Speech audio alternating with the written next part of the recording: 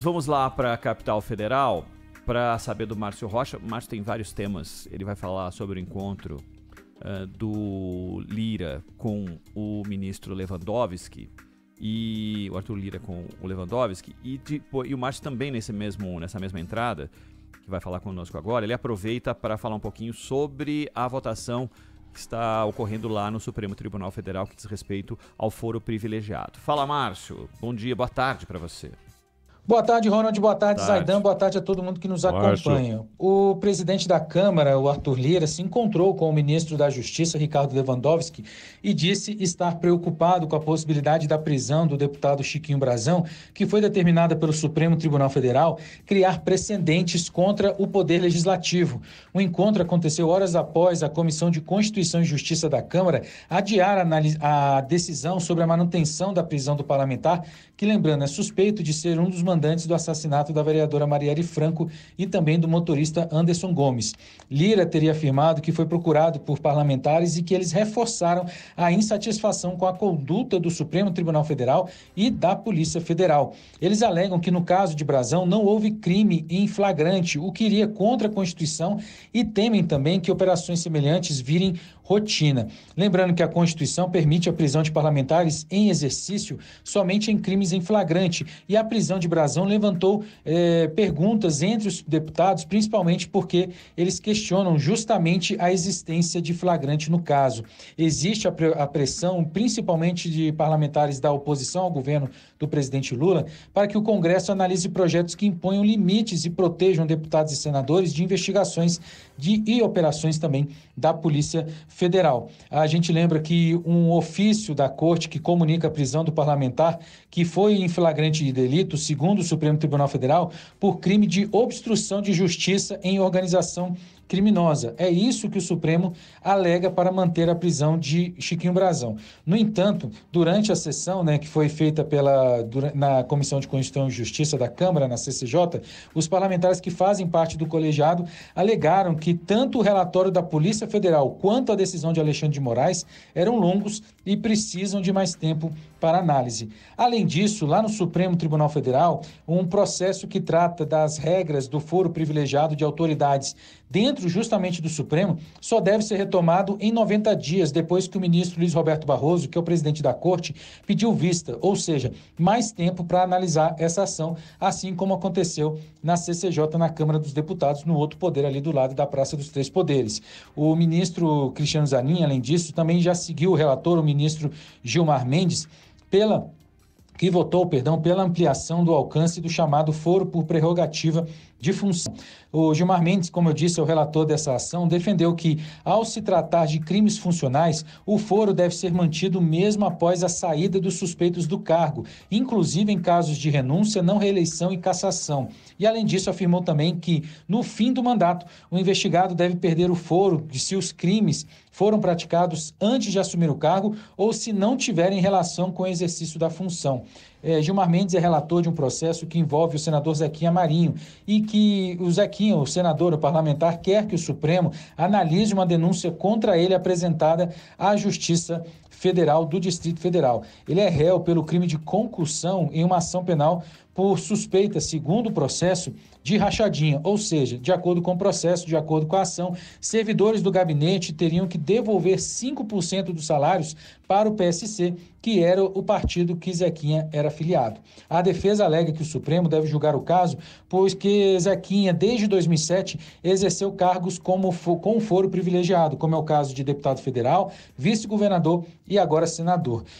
A gente lembra que durante um julgamento em 2018, o plenário do Supremo restringiu o foro por prerrogativa de função.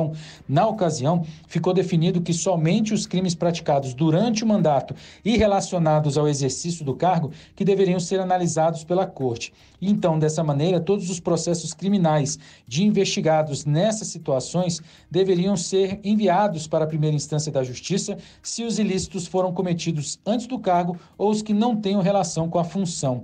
A data prevista para o fim do julgamento era o dia perdão, 8 de abril. Mas como a análise poderia ser interrompida, como foi devido a esse pedido de vista do ministro Luiz Roberto Barroso, esse caso vai demorar um pouquinho mais para ser resolvido dentro do plenário virtual do Supremo Tribunal Federal. Ele poderia ser interrompido justamente como foi, por um pedido de vista, mais tempo para o ministro analisar o caso, mas também por um pedido de destaque, ou seja, que poderia levar o debate para o plenário físico do Supremo, mas agora, em 90 dias, a gente deve ter uma resposta sobre o posicionamento do ministro Luiz Roberto Barroso. Eu volto com vocês, um abraço. Tchau, tchau. Valeu, obrigado. Márcio Rocha, lá de Brasília, da capital federal, com os assuntos mais importantes dessa sexta-feira. É isso, Zaidan. O andamento dessa votação lá no Supremo Tribunal Federal se esperava chegar a uma conclusão. Já tinha voto do Zanin, do Gilmar Mendes, mas agora o Barroso deu uma bloqueada nesse julgamento que envolve o foro privilegiado. O Alexandre de Moraes, o Dias Toffoli, o Flávio Dino acompanharão o voto do relator. É claro que se for para plenário, você tem um reinício, né?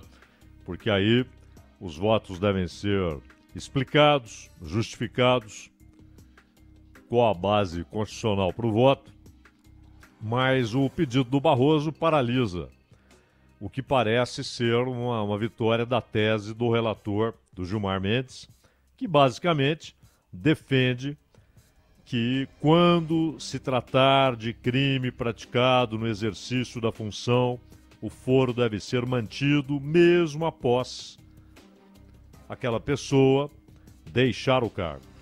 Isso valeria para casos de renúncia, não reeleição, cassação. Saiu, renunciou, foi cassado, não foi reeleito. O que o Gilmar está propondo não importa. O crime foi cometido quando aquele sujeito tinha o foro no Supremo. Ou tinha o foro no STJ, se for um governador, um secretário de Estado. Portanto, o foro é mantido. Não vai para a primeira instância porque o sujeito não tem mais um cargo que leve ao foro no STJ ou no Supremo. Essa é a posição do Gilmar.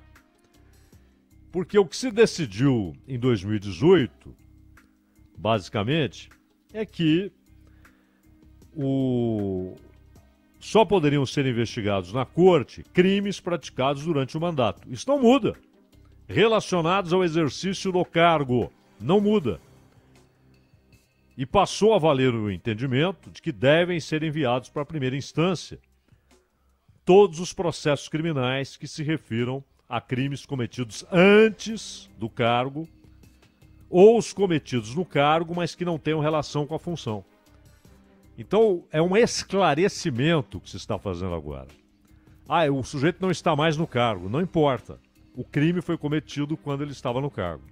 Portanto, aquele crime foi cometido quando ele tinha foro no Supremo ou no STJ. E aí, esse pedido de vista do Barroso, se ele quer enviar para o plenário, nenhum problema.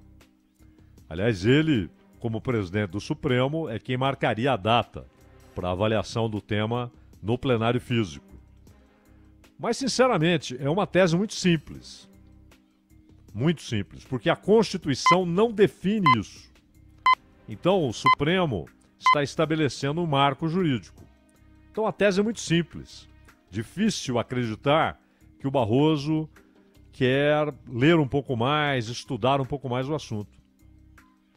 Se ele quer levar para o plenário físico, perfeito. Mas pedir vista para analisar mais o que foi defendido pelo relator não faz sentido. Agora, com relação... E veja bem, é interessante observar que não faz muito tempo, né, Ronald? No parlamento havia a defesa da manutenção do foro. Aparecia um ou outro. O Álvaro Dias fez aquele projeto para acabar com o foro, etc. Mas dentro do parlamento sempre prevaleceu manter os parlamentares com foro no Supremo.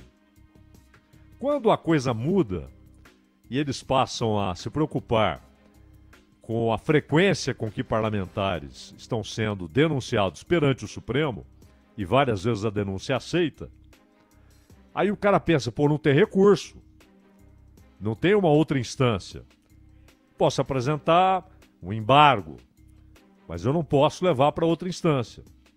Eu não posso contestar o julgamento em si.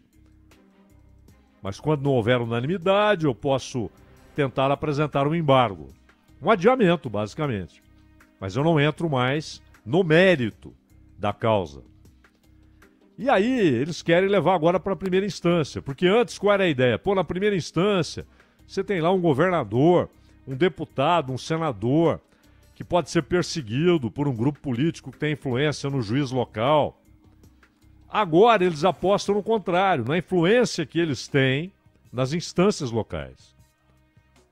E querem fugir do Supremo. E o Supremo, que antes reclamava do excesso de causas que eram levadas para a principal corte, o acúmulo de trabalho, e isso levando a uma morosidade ainda maior, começa agora a ver de outra maneira. Olha, o melhor modo de se punir esse tipo de crime, crime cometido no cargo e em função do cargo, é onde o sujeito tinha foro quando o crime foi cometido. Que é a tese lógica.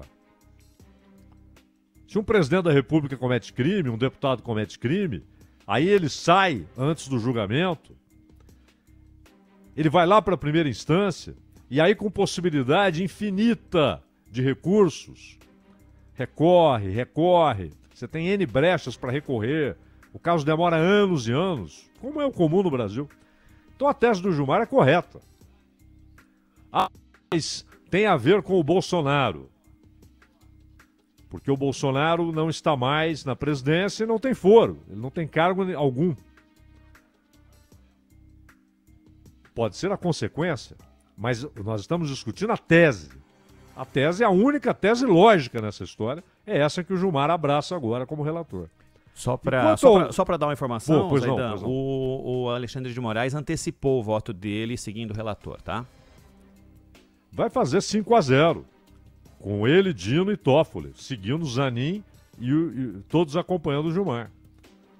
Então, o Barroso, se tivesse já votado a favor, você já teria um 6-0, né?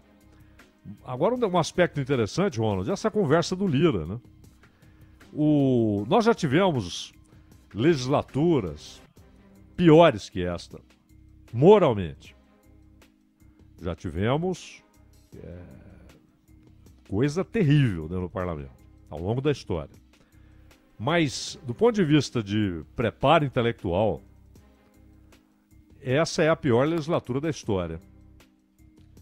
E os argumentos rasos, as posições rasas, moralmente já tivemos legislaturas piores. Agora, qual é o problema dos caras?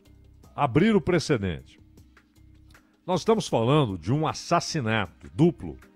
2 pessoas foram assassinadas. A Marielle e o Anderson. O atirador, confesso, diz que quem mandou foram os irmãos Brazão. E disse que o delegado estava envolvido. Ora, o que o parlamento deveria desejar ardentemente? Saber se um dos seus integrantes é um assassino. Ele precisa saber isso. Não vai agora caçar porque ele não foi julgado. A justiça ainda não disse se ele é culpado, ele é um assassino. Ele mandou matar. A justiça não disse isso. Mas o parlamento deveria querer esclarecer isso rapidamente. Eu quero saber. Porque há evidências muito fortes. Ah, mas não houve flagrante. E a Constituição diz que tem de haver flagrante. A obstrução de justiça é crime. E foi, nesse caso, um crime continuado. Ele permaneceu sendo cometido. Foi isso que a Polícia Federal falou. Olha, a investigação pela Polícia Civil do Rio estava sendo desviada, enganada. Os investigadores estavam sendo enganados pelo seu chefe. Então o crime continuava. Essa é a tese. Que o Rivaldo, delegado, e os irmãos Brazão continuavam obstruindo a justiça. Então o crime continuava sendo praticado. É isso que o Supremo defende. O relatório é muito longo. Sinceramente, os caras querem votar, eles querem definir, afinal, a autorização para a prisão no meio do ano. No meio do ano. Claro que estão postergando.